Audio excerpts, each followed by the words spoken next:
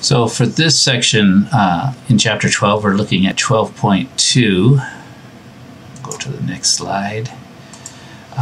Applications of maximum and minimum. So in this one, we're going to apply pretty much exactly what we did in 12.1, maximum and minimum. Again, remember,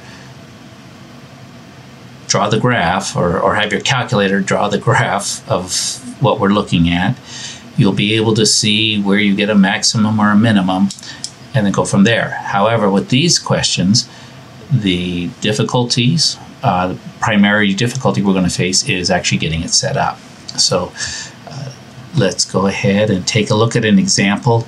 I'll give you a few hints on the types of formulas that you will be using, and but primarily these are problem solving, and you need to take some time to take a look at them and work through them.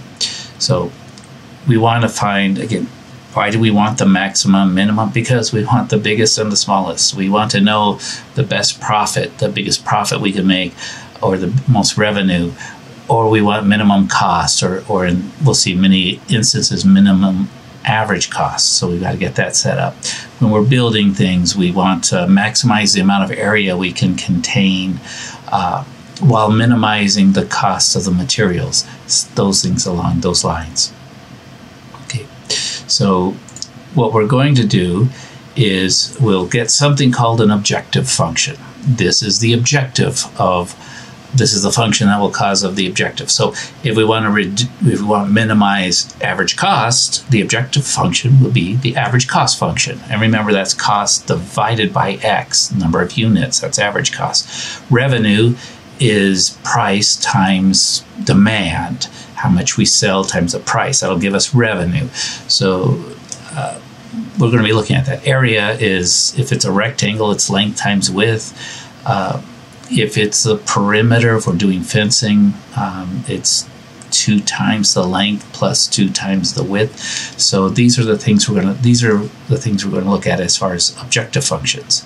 And then we'll also have constraints. That these are oftentimes a negative answer would make no sense. So you can't have negative area. You can't have negative costs. Usually, it's the negative might not make any sense. So it might be, one constraint is that we have more than 0 units. Another is that there might be some constraints on the maximum number we can produce.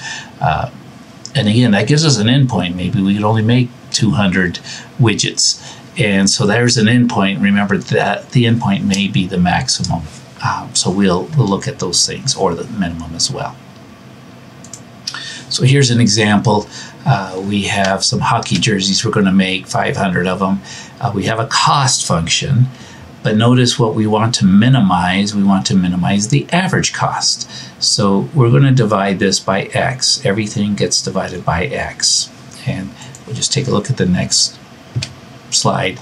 Again, they take us step by step, but I just see, okay, we got a function, here it is. What's the unknown? Well, X is the number of hockey jerseys. So we do want to identify that, so that when we have our answer, we know what it means. The objective function, well, since we want the minimum cost, the average cost, minimum average cost, the average cost will be our objective function. So we've got to come up with that. And so the average cost, as is shown, the average cost is the cost divided by X. That gives us the average cost, or cost per jersey. So then we can expand that out. It's the function divided by X. And since we're minimizing or maximizing things, we're going to find where the derivative is equal to 0, because that will tell us where that happens. So we put it in this form so it's easier to take its derivative. And you might even write it as 2000 x to the minus 1 power. Okay. Constraints, well, the story told us that the most they can make is 500, and while it's not really spoken of, it wouldn't make, you can't order negative. You really couldn't even order 0. If you're going to order 0, that's not an order. You got to at least order 1. So X has to be bigger than 0, less than or equal to 500. So that's our domain. And so we know our constraints, we know our endpoints. Again, 500 might be the solution because it's an endpoint, or it might not be. So we have our objective function, we have our constraints, and that's, again, that's once we've got it set up, now it's just like 12.1. Take the derivative, set it equal to 0, or look on the graph, right? They took the derivative. We want to find where the derivative equals 0. So where's C prime, the average cost function, the derivative of the average cost function, where is it equal to 0?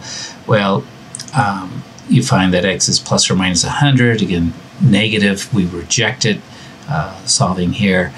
And so it must be 100. 100 jerseys must be it. And so then what you can do is you can plug it back into the actual cost function, the average cost function here, 100, 100. And what they found out was that there'll be an average cost of $50 per jersey if we make 100. And if you graph this, if you graph the average cost function and you graph its derivative, you can kind of see this. Okay, so here we're going. You know, you could plug in other values. Yeah, if we made 500, actually the average cost is 114 per jersey. And if you graph it, you can kind of see it here. That's why I say just the graph of a function will tell the story. Now remember, this is not the graph of the derivative function. What the derivative would look like is it would have, it would be going through 0 here, and then because this is negative, right? This is it's decreasing until it gets to 100, and that's where it's the slope, the rate of change would be 0, and then after that, the average cost actually increases until we get, you know, to 500. It's actually getting higher and higher. So our order, we'd want to order 100 shirts at a time. That'll give us the lowest average cost. Okay, and we see that from the graph. We see that from the derivative equal to 0. And that's how we're going to do these. Okay, so we see a stationary point at x equals 100. It's an absolute minimum, just like we were doing in the last section. So again, this is just kind of taking one problem and drawing it out. The thing we do this in this section, it's the setup of the problems. It's not the calculus of the problem that is any different, but you have to identify the unknown. What does that x mean? You have to figure out the objective function. What are we trying to do? We're trying the area, perimeter, average cost. What? What are your constraints? What, you know, how much fencing could you buy? Do you have a budget? Those kind of things. Then state the problem with the equation. Take the derivative and you know, find the unknown. It's pretty much straightforward like that. So that's all we're doing here. We don't need to save any changes. I don't know any that I made. So I'm going to do a quick run through of the homework and just kind of highlight what you're going to be looking at. So question 1, we're looking at the rectangle, and we've got a perimeter. We're given, this is a constraint, but what do we want? We want a largest area. We want it to have the largest area. So what dimensions should it have? Well, since we're trying to maximize area, we're going to need an area formula. And again, since it's a rectangle, length times width gives us area. So our function is going to be area equals length times width. But since we know our perimeter is 36, we're also going to use that perimeter formula, that the perimeter is 2 times the length plus 2 times the width. Okay, and so when you get this, you're going to get 36, right? Because the perimeter is 36. That's what we've got to work with. We'll call one of these x. Okay, so that's part of it. Let's call the length x. We'll call over here, length is our x. So what is w? Well, we get 2x plus 2w. So let's solve this for w. So subtract 2x from both sides. 36 minus 2x equals 2w. Divide both sides by 2. So what is w? It's 36 minus 2x over 2.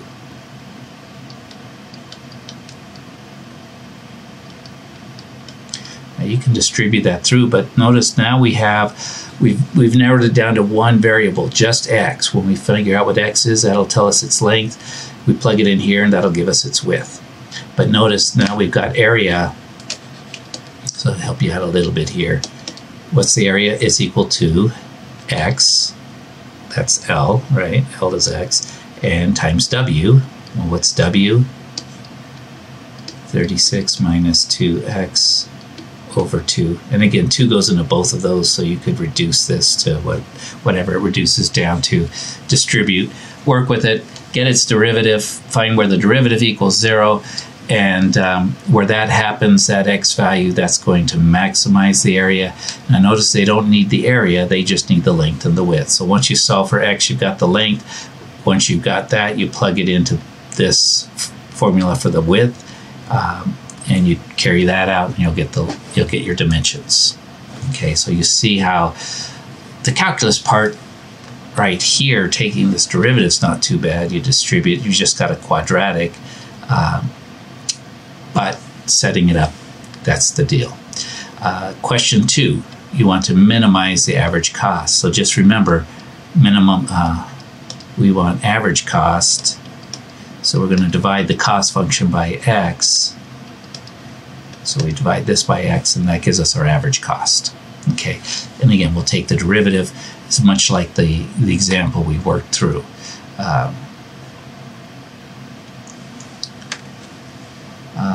Rectangular vegetable paths. We've got fencing east and west and north and south, and we have a budget that we can work with. So that tells us how much fencing we could buy. What are the dimensions of the vegetable paths with the greatest area? So that's much like the first one. We're going to be using both the perimeter formulas and the area formulas, because we want to maximize the area. We're going to choose x to be either the length or the width. You might just, for consistency, stick with the length is not that length is not equal to width. Length is equal to x, and so then you get it done for that. Now remember, you've got a budget and you've got differentiating costs here. North and south are $2 per feet. East and west are $4 per feet. So I mean, it makes sense that the north and south sides will probably be the longest because they're cheaper, right? If you make those longer, they're cheaper. You could probably get more area. That's a natural. Sometimes it doesn't always work out that way, but a lot of times it does. So kind of work through that one, set it up. These are problem solving again, and you're going to want to take these once you get it set up. Again, the objective function is going to be what we want to maximize. We want to maximize the area, but we need these other formulas here to tell us what exactly is a relationship between the length and the width. So we have just one variable when we're taking its derivative. Okay, I'll let you do that. We'll probably take a look at that. This one even gives you a hint. So again, here we've got a picture. Here's a triangle. Right triangle, and area is x times y. So we want to call one side x, the other one y. The area is 1/2 the base times the height, right? So there's that formula. And again, we've got some fencing. It's $10 per feet for the lower part, but $2 per feet for the upper fencing. So,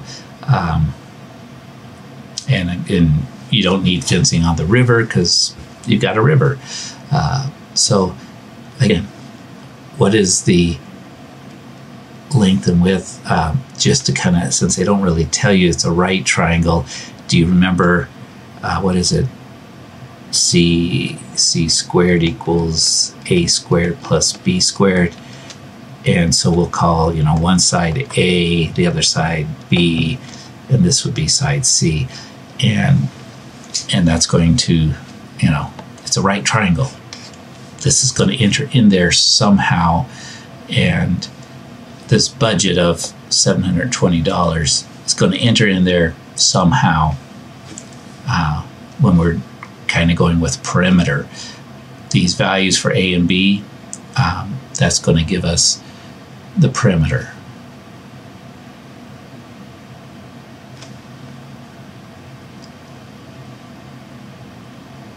And I guess we've got we own an unlimited amount of area, so we can do as much as we can with the constraint that we only have a $720 budget. So we must own more land than we can fence in, but that's not a constraint. The amount of area is not the constraint. The budget's the constraint. And again, whatever side you make the $2 per foot side, the lower border, this lower one here, is probably going to be longer than this one here. Okay, so that's that. Here's another one with a rectangular vegetable patch, so we're going to use those same formulas. And then this is the last one, number 6, and we're looking at revenue, the greatest revenue. So remember, this is our demand function. This is how many we're going to sell, and we multiply that